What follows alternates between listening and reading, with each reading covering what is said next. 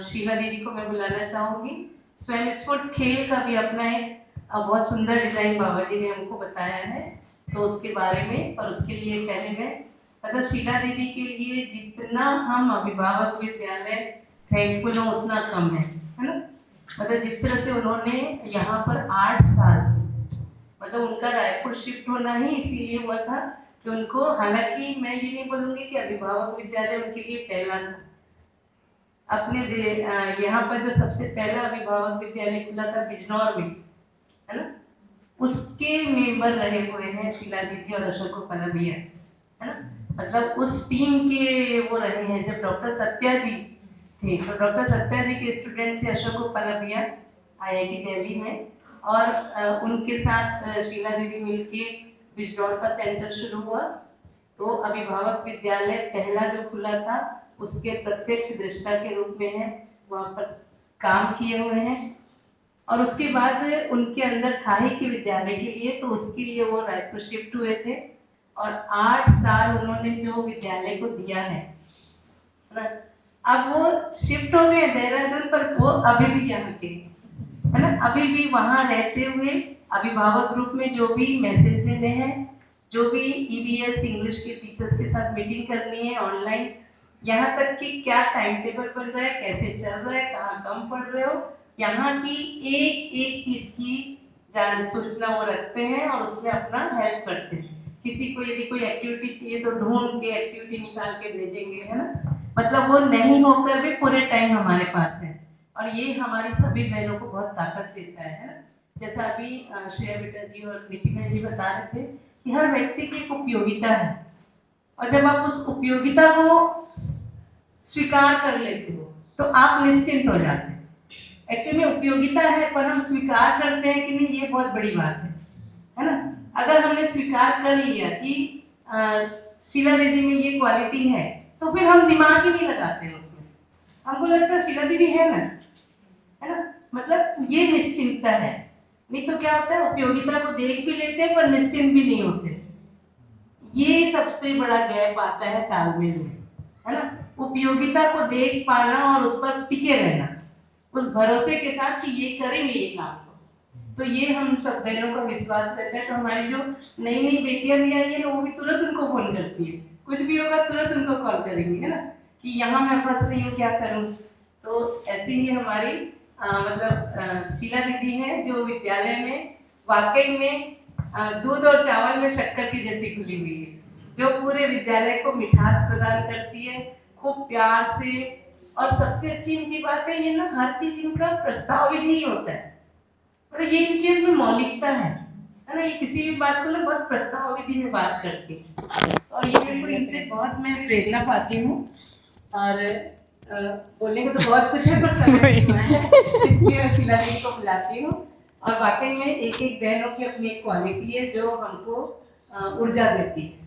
तो शीला दीदी की ये क्वालिटी है कि वो हर किसी की जो अच्छी बात है ना, वो बहुत डिटेल में देख पाती है ना।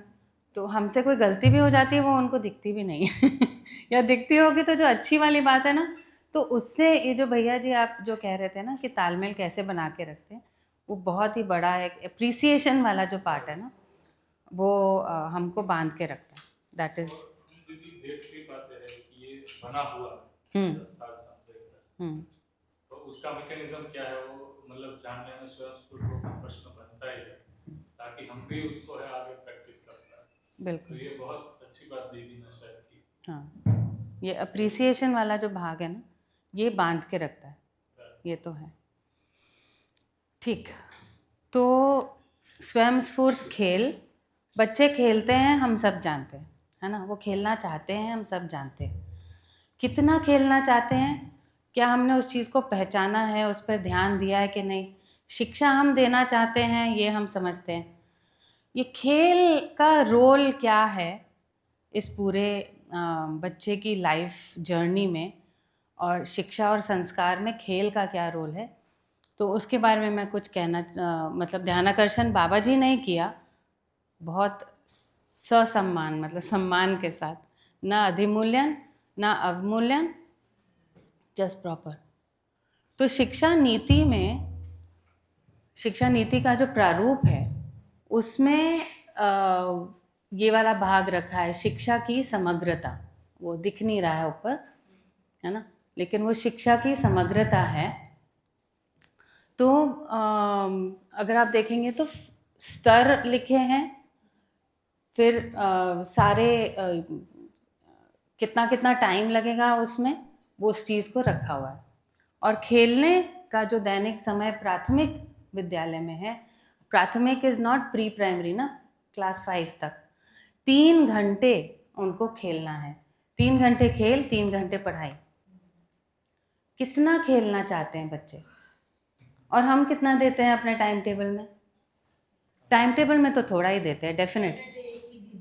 हाँ, अगर मैं इवन स्कूलों को देखती हूँ, उनका एक एक्टिविटी पीरियड रोज़ होता है, नो डाउट, लेकिन वो 1 day singing, 1 day dancing, 1 day music, 1 day computer, 1 day games. तो जो फ्री होकर खेलना है ना, वो ये है, 3 घंटे उनको खेलना है। अब वो एनर्जी कहाँ जाएगी? वो जो वो मन मार के बैठे हैं वो कहाँ जाएगी, है ना? तो ये शिक्षा नीति में लिखा हुआ है ना, ये वाली बात। अगला लो। फिर उसकी प्रायोरिटी क्या है? अलग अलग एज में स्वयंस्फूर्त खेल या खेल की प्रायोरिटी क्या है? तो प्राथमिक, पूर्व माध्यमिक, उच्च माध्यमिक, स्नातक, स्नातकोत्तर। प्राथमिक में सबसे ज़्यादा प्रायोरिटी है उपस्थिति, अटेंडेंस। सेकेंड पोजीशन में ही है खेल। लिखना नहीं, बोलना नहीं, पढ़ना नहीं, गाना नहीं, नृत्य नहीं, खेल। खुल के खेलो। अब हम अपने दिनों को भी याद करें, मतलब कम से कम जो थोड़े बड़े लोग हैं, जिनके टाइम पे इतना प्रेशर नहीं था पढ़ाई का, है ना, कितना खेलते थे।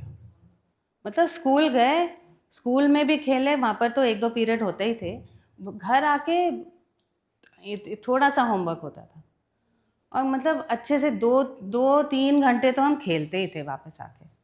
और आज की डेट में, इंडिया में, हमारे देश में, है ना, तो खेलने का तो मन करता ही है। और अगर होमवर्क, कोचिंग, क्लासेस से टाइम मिले भी, तो खेलने की जगह कहाँ है ना? तो फिर वही एक डब्बा, वो तो हम सब जानते हैं, मोबाइल, है ना। और जाएंगे तो फिर क्लासेस के लिए जाएंगे, वो भी बहुत सैड है कि आपको खेलना भी है, स्वास्थ्य के लिए खेलना, भले हम कहते हैं ना खेल जो है स्वास्थ्य के लिए, खेलना भी है तो किसी के निगरानी में, है ना, नियम पूर्वक। आप बैडमिंटन के लिए जा रहे हो, स्केटिंग के लिए जा रहे हो, ये है। ये जो एक स्वयं स्फूर्त खेल है, वो अलग कहानी है। बच्चे वो चाहते हैं स्वयं स्फूर्त खेल। हम कुछ भी खेलें, हम दौड़ते जाएं, मैं तो उसको किकली बोलती हूँ, जब 2 बच्चे हाथ पकड़ते हैं और गोल गोल गोल गोल करते हैं, मेरे हाथ में डंडी है और मैं बस डंडी घुमाता हुआ जा रहा हूँ, दिस इज़ ऑल्सो खेल, है ना। या रस्सा टापना, उसमें कोई नियम नहीं है खास। हाँ, इतना नियम है कि आपको कैसे यूज़ करना है, लेकिन हम मस्ती कर रहे हैं, है ना। सो खेल, प्राथमिक विद्यालय में खेल का जो प्रायोरिटी है वो सेकेंड लेवल पे है, बाकी सब बाद में है। ये भी शिक्षा नीति से है, बस कॉर्नर में मैंने उसका बस स्क्रीनशॉट डाला है छोटा सा। तो प्राथमिक शिक्षा में 5वीं कक्षा के शिक्षा पर्यंत प्रमुखता, कृतज्ञता, धैर्य, साहस, उदारता, उत्तम आचरण एवं उद्देश्य की ओर निश्चित दिशादायी शिक्षा संपन्न होगी। बहुत बड़ा सिलेबस है। प्रत्येक विद्यार्थी को इस स्तर में खेल, बोल, लेखन, पठन, कला निर्माण एवं उत्पादन में प्रवृत्त करने वाली शिक्षा समाविष्ट रहेगी। तो ये सब तो उनको बेचारों को करना ही है, खेलना, बोलना, लिखना, ये सब। साथ में कृतज्ञता, धैर्य, साहस, उदारता, बहुत बड़े बड़े शब्द हैं। तो इनके क्या हम, ये जो कृतज्ञता, धैर्य, साहस, उदारता, ये सब है, इसका प्रैक्टिस कहाँ होगा? क्लासरूम में होगा, कॉपी में होगा, कहाँ होगा? इसका प्रैक्टिस कहाँ होगा, है ना। तो बच्चे हैं ये, है ना, आप इनको लेक्चर नहीं दे सकते हो कि चलो हमें उदार होना चाहिए, नहीं कर सकते हम, या हमारे अंदर धैर्य होना चाहिए, नहीं। तो उनके लिए तो खेल है और नृत्य है। अगर स्वास्थ्य के लिए भी बात है ना, तो स्वयं स्फूर्त नृत्य वाली बात, वो खेलेंगे, खेलते हुए वो धैर्य का एक्सपीरियंस करेंगे। भाई हमको छुपन छुपाई खेलते हुए हमको काउंटिंग, पूरी काउंटिंग करनी, मन कर रहा है कि मैं देख लूँ कि वो सब कहाँ छिप रहे हैं, है ना, लेकिन नहीं रूल्स, तो उससे हम धैर्य सीख रहे हैं। मेरे को याद है कि हम बचपन में छुपन छुपाई खेल रहे थे, मैं बहुत अच्छी जगह में छिपी हुई थी, है ना, कोई मेरे को ढूंढ नहीं पाया, पर अब मेरा मन तो कर रहा है कि मैं निकलूं बाहर। उन्होंने गेम चेंज कर ली। गेम चेंज कर ली कि शीलो तो मिल नहीं रही, है ना, और मैं बैठी हूँ चुपचाप से वेट कर रही हूँ, मुझे पता भी नहीं। मतलब खेलते हुए धैर्य का प्रैक्टिस होगा, है ना। मेरी ही डैन आती जा रही है, मैं ही आउट होता जा रहा हूँ, या एक किसी भाई जी बहन जी का की ही डैन आती जा रही है, उसी की बारी आती जा रही है, तो वो थक जाता है ना डैन लेते लेते, तो बोलते हैं चलो ठीक है आप रहने तो मैं कर लेता हूँ। ये प्रैक्टिस कहाँ से आएगी? खेलते हुए में आएगी, बच्चों के लिए तो वहीं से आएगी। उदारता, मतलब ये वाला एग्जाम्पल उदारता का था। उत्तम आचरण, एक दूसरे का सहयोग करना, रूल्स को फॉलो करना, मिलके डिसाइड करना कि हम कौन सा गेम खेलेंगे। एक मेरे को याद है कि इसी विद्यालय में एक कक्षा 5 के बच्चे थे, एक पूरा पीरियड लगा दिया, ये डिसाइड नहीं कर पाए कि हमको खेलना क्या, घंटी बज गई। फिर बात हुई उस पर, उसी बात पे संवाद हुआ कि भाई आपको मिलजुल के डिसाइड करना ही पड़ेगा, किसी को तो बैक ऑफ करना पड़ेगा, है ना। ये सब खुशी खुशी, मतलब नेचुरली हो जाए, आपको कोई लेक्चर ना लेना पड़े, कोई कोर्स ना, कोई क्रेडिट ना लेना पड़े उसके लिए, है ना, कि तभी आपको ये चीज़ें समझ में आएंगी। तो ये बचपन से ही खेल में बहुत आसानी से हो जाते हैं। ठीक, इसको ये वीडियो है, तो ये विद्यालय में बच्चे खेल रहे हैं।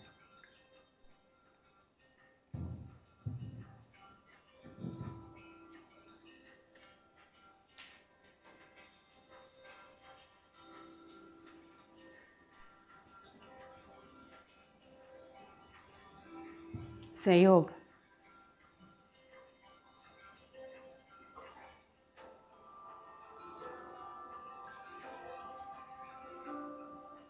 थोड़े थोड़े नियम हैं लेकिन मस्ती मस्ती में ये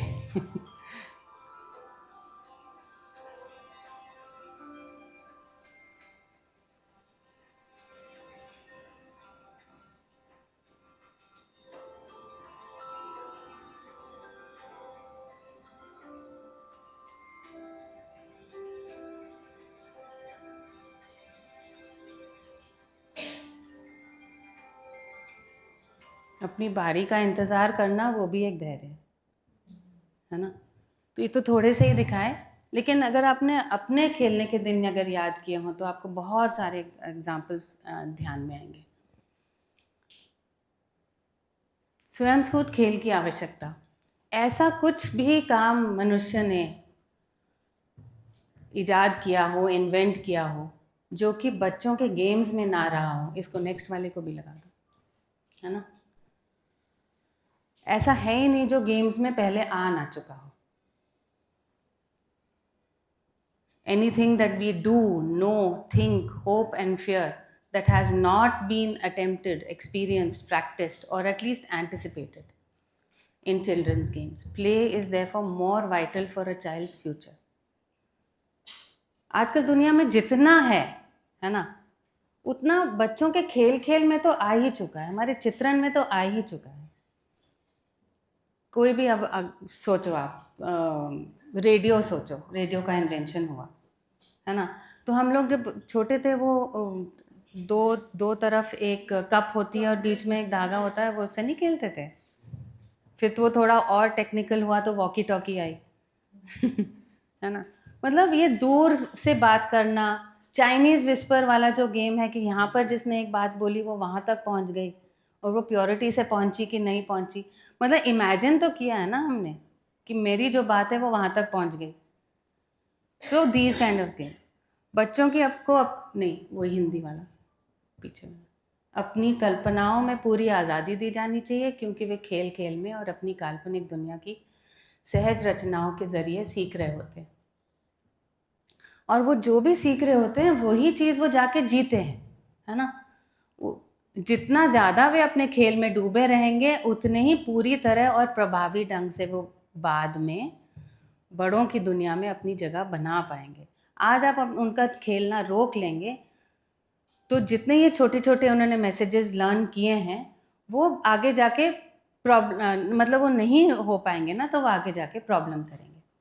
अभी उनको मान लो नौकरी करनी है तो टीम वर्क होएगा ही, नहीं भी करनी है परिवार में रहना ही है, परिवार में मिलजुल के रहना का जो एक प्रैक्टिस है वो पहले ही हो चुका होता है प्ले में। दूसरी बात, वो जो एक अपनी कल्पना को साकार करने वाला जो काम है, मैंने कुछ सोचा और उसको मैंने इम्प्लीमेंट किया, है ना, वो जो एक फ्रीडम मिलती है आपको, वहाँ अगर नहीं होएगी तो फिर जब आगे जाके परिवार सजाना होगा या कोई भी प्रोजेक्ट सजानी होगी, वहाँ पर आप खेल रहे होंगे, उतनी जिम्मेदारी से शायद ना कर पा रहे हो। उस वक्त आप अपनी कल्पना को साकार करने के लिए ज़िद करेंगे, क्योंकि आपका फुलफिल ही नहीं हुआ है पीछे। जब तक आपके बच्चे फुलफिल नहीं होंगे पूरा प्रैक्टिस करने में, तब तक वहाँ पर एक्सपर्टीज़ कहाँ से आएगी। तो एक निपुणता भी आनी है, कुछ निपुणता मानी अपने हाथ पैर से किसी चीज़ को, काम को कर पाना, फिर कुशलता, उस काम को करते हुए अपने साथियों के साथ कैसे तालमेल बैठा के रखना, वो वाला भाग, फिर उस काम को के प्रयोजन को देखने वाला भाग, ये सारे चीज़ों की प्रैक्टिस अभी खेल में फुलफिल हो जाएंगे तो आगे जाके अच्छे मन से कर पाएंगे। मतलब वो एक जो टीम वर्क रहता है। आज हम जितने व्यवस्थित नियंत्रण रहते हैं, कहीं ना कहीं उसका बीज हमारे बचपन के खेल में ही रहा है। हम नहीं रह पाते हैं, मेरी मर्जी नहीं, मतलब मेरी मर्जी के लिए कोई जगह ही नहीं मिली थी, तो अब मैं करूँगी फिर अब मैं अपने परिवार में अपना जिद चलाऊंगी, या मेरे को बुरा लगे या जो भी है, वो सारे इमोशंस का जो एक कॉम्बिनेशन है, सारे भावों का जो एक कॉम्बिनेशन है, फिर वो परिवार में ही होगा। और एज हमारी बढ़ गई होती है ना, हम अपने भावों के, विचारों के बड़े पक्के हो गए होते हैं तब तक, इसलिए बचपन में ये सारी प्रैक्टिसेस हो जानी चाहिए। नेक्स्ट,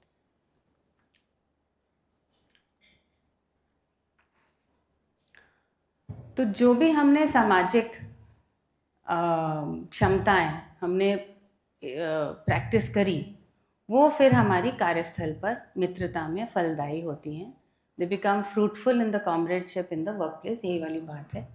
अब साइड में जो डायग्राम है, जो चार्ट है, मुझे ये चार्ट मतलब हर कहीं काम आता है ना क्योंकि बीच में बच्चा है, बीच में व्यक्ति है। हमने दूसरे चार्ट्स में भी देखा है कि बीच में इंडिविजुअल है, फिर परिवार है, फिर समाज है, फिर धरती है। सेम कॉन्सेप्ट है, बीच में व्यक्ति है, बीच में बच्चा है। सबसे पहले वो किसके साथ अपना इंटरैक्ट करता है, तो सबसे पहले वो मानव से ही इंटरैक्ट करता है, अपने मम्मी के साथ, अपने पापा के साथ, घर में दादा दादी, नाना नानी, सबसे पहले उनके साथ उनका टच, कांटेक्ट रहता है, इंटरैक्शन रहता है। मम्मी की आवाज़ को सुनना, है ना, परिवारजनों की गीत को सुनना, उनकी बातों को सुनना उनके साथ। फिर थोड़ा सा और लिविंग क्रिएशन का मतलब है पेड़ पौधे, जीव जंतु, उनके साथ उनका खेलना। फिर 4 एलिमेंट्स यानी हवा मिट्टी पानी, हवा मिट्टी पानी और स्पेस, है ना। नेक्स्ट कॉस्मॉस है। कॉस्मॉस में भी मतलब हम यूनिवर्स के साथ कैसे जुड़े हैं, पूरे एग्जिस्टेंस के साथ कैसे जुड़े होते हैं। फिर टाइम एंड स्पेस एक और पार्ट है कि मैं, मेरे आसपास की जगह, मेरे को कितना हिलना है, कितना चलना है और कितना समय लगता है हर काम के लिए। जब मैं बॉल फेंकता हूँ, है ना, जब मैं बॉल फेंकता हूँ तो कितनी ज़ोर से फेंकना है, वो वहाँ पर कितनी देर में पहुँचेगा और कितनी ज़ोर से पहुँचेगा। तो हम घर पे हैं तो अपने कनव बेटा जी कुछ भी फेंक देते हैं, उनको थोड़ी ना पता है कि किसी को चोट लग जाएगी, या उनको नहीं पता है, धीरे धीरे खेलते खेलते ये सारे नियम जो हैं, प्राकृतिक नियम जो हैं, ये सारे प्रैक्टिस हो जाते हैं। नेक्स्ट, टाइम तो हो गया। तो मैंने अलग अलग स्लाइड्स बनाए थे, अलग अलग उसके लिए, है ना, क्षेत्र के लिए। वो जो कुछ भी देखता है, पकड़ता है, लाता है, ये सब प्रकृति के नियमों के साथ, उन सभी चीज़ों के साथ अपना संबंध पाता है, जिन्हें बाद में जो भी वो खेल रहा है, चाहे बॉल खेल रहा है, बलून खेल रहा है, लकड़ी खेल रहा है, रस्सी खेल रहा है ना, वो सारे जाके प्रकृति के नियमों में मतलब अप्लाई होती हैं। अगर वो पानी के साथ खेल रहा है तो पानी का वॉल्यूम है, आगे नेक्स्ट वाला देखते हैं, है ना। ये वाला पॉइंट बहुत इम्पॉर्टेंट है वैसे, कॉस्मोस वाला, जो हमें दिख नहीं रहा है वो भी है। जब हम बच्चे के साथ झा खेलते हैं, है ना, या हाइड एंड सीक खेलते हैं, वो झा खेलने के चक्कर में हमको बच्चा ये सीख रहा है कि वो दिख तो नहीं रही है लेकिन वो है। अब बताओ वो कहाँ तक जाएगा जीवन विद्या में? जो भाव हमको दिखते नहीं है लेकिन भाव हैं, वो मम्मी जो डांट लगा रही है उनकी डांट के पीछे एक चिंता है, वो भाई जो मार रहा है उसके पीछे कोई डर है। नेगेटिव वाले एग्जाम्पल्स लिए मैंने। कोई भाई जी मेरे को अगर कुछ शेयर कर रहा है तो वो शांत है, तो जो मेरे सामने है उसके अलावा भी कुछ है, ये वहाँ तक जा रहा है। रिदम्स, है ना, प्रकृति में जो लय, संगीत, आवर्तन है, ये जो सारे बाउंसिंग, बॉल को बाउंस करना, झूला झूलना, बलून को ऊपर उछालना, ये जो चक्का है, व्हील, उसको हम ऐसे ऐसे मारते हैं, कभी ऐसे ऐसे करते हैं। हमारे पास वो आए थे हुप्स, जिसमें वो बच्चे ऐसे ऐसे नहीं करते हैं, वो रिदम है। आप रिदम पकड़ोगे ना तो वो उठी रहेगी, नहीं तो नीचे गिर जाएगी। लट्टू भी ऐसा ही है, आप एक स्पीड से उसको करोगे तो वो लट्टू घूमेगी।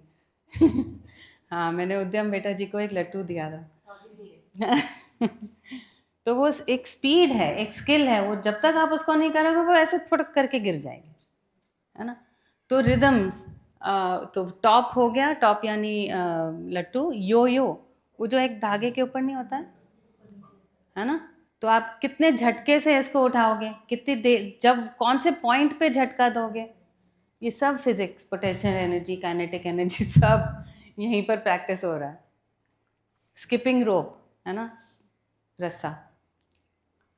तो ये कॉस्मोस की बातें हैं कि जो नहीं दिख रहा है वो भी है, जो रिदम्स हैं, और बाकी फाइनली सन यानी लाइट, बेसिकली लाइट के साथ खेलना। सुनो उसको, पिक्चर्स को डालूं सर, क्लिक। हाँ, एक और है, ये कलर्ड सेलोफेन में से देखना, या कलर्ड वाले स्पेक्स को पहनना, फिर हर चीज़ को देखना कि देखो मैंने पहना और सब कुछ येलो हो गया, फिर वो उठाएंगे, फिर पहनेंगे, फिर उठाएंगे, है ना। कलाइडोस्कोप में तो हम तो घंटों घंटों कलाइडोस्कोप के साथ खेलते थे कि उसके अलग अलग कलर्स बन रहे हैं, डिज़ाइंस बन रहे हैं। नेक्स्ट, मैं थोड़ा फास्ट चल रही हूँ। 4 elements, click click click. Water के साथ खेलते हैं तो फ्लो, वॉल्यूम, बॉयंसी, इन सब का ध्यान, आगे बढ़ते जाओ।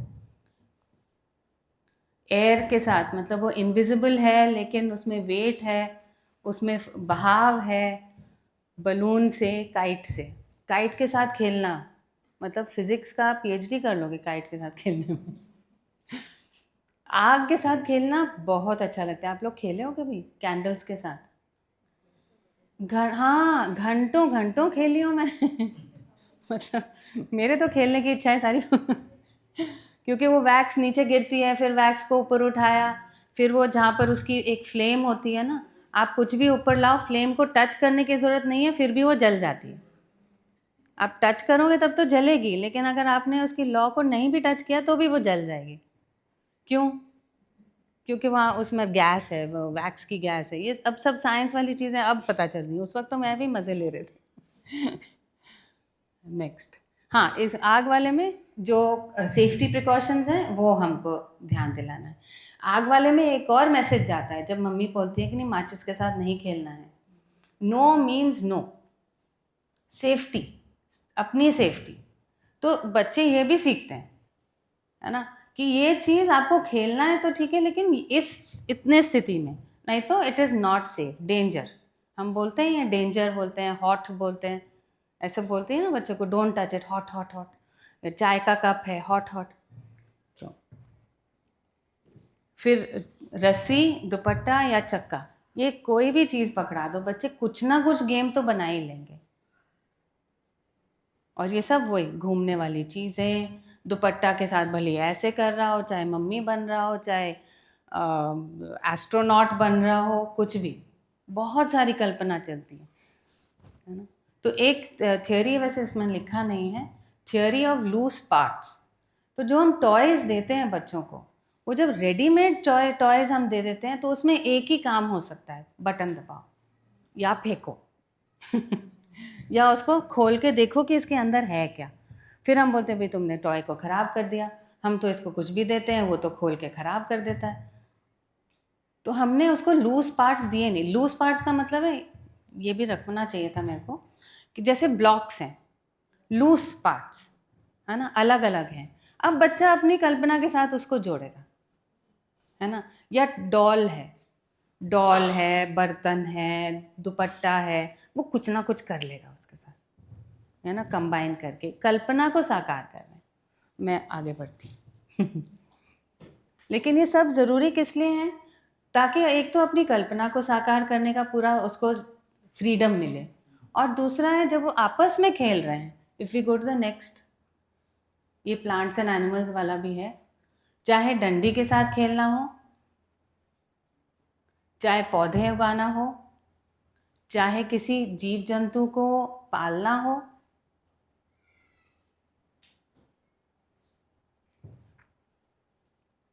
प्लांट्स एंड एनिमल्स के साथ ये सब खेल के उसमें आ रहे हैं फिलहाल, है ना। पूरी जिम्मेदारी थोड़ी ले पाते हैं वो अपने पपी का, जो उन्होंने वो गली से उठा के लाए थे पूरी जिम्मेदारी तो नहीं ले पाते, लेकिन वो अपने में से बाहर अब देख रहे हैं। अभी तक ये था मेरे को ये नहीं खाना, मुझे ये खाना है, मम्मी ये दे दो, न्याय का याचक, है ना। जैसे ही पपी को पालते हैं या किसी भी चीज़ को, चिड़िया को पालते हैं, गाय के बछड़े को पालते हैं, है ना, मेमने को पालते हैं, अचानक उसका वो प्रायोरिटी वो हो जाता है। फिर वो अपनी रोटी भी उसको खिला रहा है, कहीं उसका ध्यान अपने से बाहर निकल गया। बहुत इम्पॉर्टेंट फेज़ है ये, स्टेप है, अपने में से बाहर निकलना। वो हो सकता है कि वो अपने छोटे भाई बहन का भी देखभाल करे, वो भी ठीक है ना। नेक्स्ट, ह्यूमन वर्ल्ड का वो इमिटेशन कर रहे होते हैं, अनुसरण कर रहे होते हैं। तो हम आसपास जितने हैं, ये इसका पॉसिबिलिटी, इसकी ओपनिंग उनके पास होनी चाहिए, है ना। उन्हीं ह्यूमन वर्ल्ड से ही उनको एक प्रेरणा भी मिल रही होती है। ये नहीं होते हैं तो यहाँ पर एग्जाम्पल लिखा है, hospitalised children, imprison children, women's children. इसमें एक स्टडी की गई थी कि जो हॉस्पिटलाइज्ड बच्चे थे, जो बाकी बड़ों से अलग थे, है ना, बस वो अपने बेड के अंदर थे, और दूसरी जगह था जो जेल में भेजी गई लेडीज़ थी, उनके बच्चों को भी उधर रखा था। तो जो लेडीज़ थे उनको रोज़ 1 घंटा मिलता था अपने बच्चों के साथ खेलने के लिए। अब ये जेल वाले बच्चों की मम्मियों के जो बच्चे थे, इनमें जो डेवलपमेंट था, इमोशनल डेवलपमेंट, ये ज़्यादा अच्छा था बनाम उनके जो हॉस्पिटल में बेड में थे, क्योंकि वहाँ पर कोई स्टिमुलस नहीं था, कोई प्रेरणा नहीं मिल रही थी, कुछ तो बस बेड पे थे। और ये भले पूरा दिन अकेले थे, लेकिन मम्मी इनके पास 1 घंटे के लिए आती थी और वो अपने आप भी कुछ कुछ खेलते थे, तो डेवलपमेंटल डिस्टर्बेंसेस नहीं आए। ये स्टडी किया गया था। तो ह्यूमंस के साथ रहना और उनसे प्रेरणा पाना ये बहुत इम्पोर्टेंट है।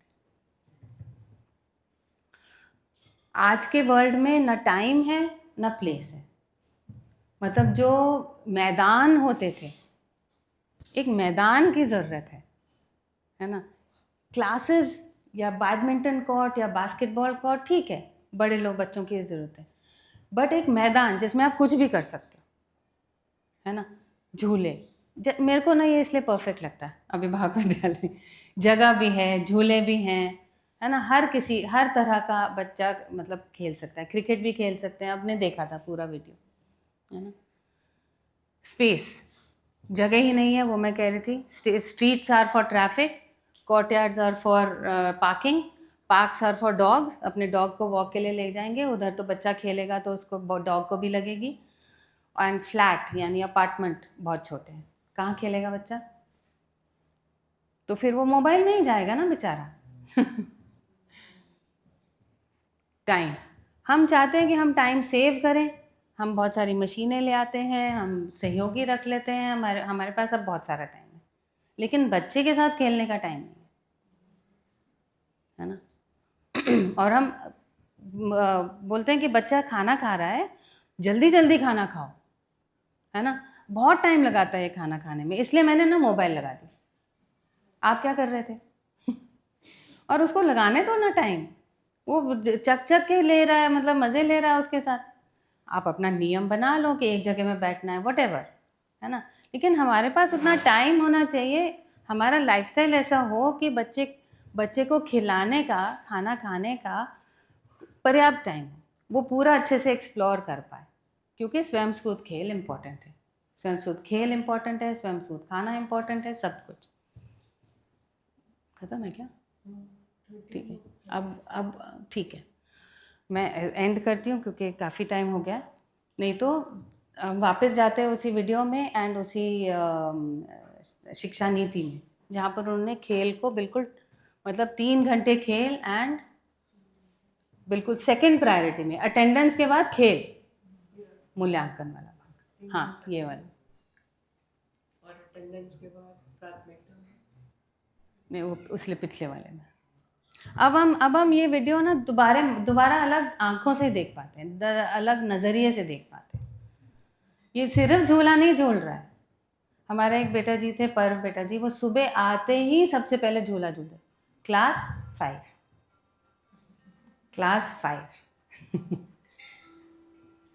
और ये कोई नहीं कह सकता है कि भाई आप तो 10 साल के हो गए, आप क्यों झूला झूल रहे हो? हमको झूला झूलना अच्छा लगता है। हम कितने साल के? मुझे अच्छा लगता है, मैं 56 हूँ। ये ख़त्म नहीं होएगा, मतलब ज़रूरी नहीं है ख़त्म, है ना। खेल बहुत इम्पोर्टेंट है, मेरी बात पूरी। कि प्लीज कुछ तैयारी करो, बच्चों को गेम खिलाना है। हम लोग 1-1.5 महीने में थक गए थे, क्योंकि रोज नया गेम लाना, और अपन तो क्या है, गेम लाएंगे तो फिर बहुत सारे ईंटें ला रहे हैं, कभी कुछ ला रहे हैं, इसमें जंप कराएंगे, इसके नीचे से, मतलब बाबा जी के पास गए, हम बोले बाबा जी हम बच्चों को क्या खिलाएं, मतलब इतने गेम ला रहे हैं बच्चे, एक बार के बाद दूसरी बार बोर हो जाते हैं।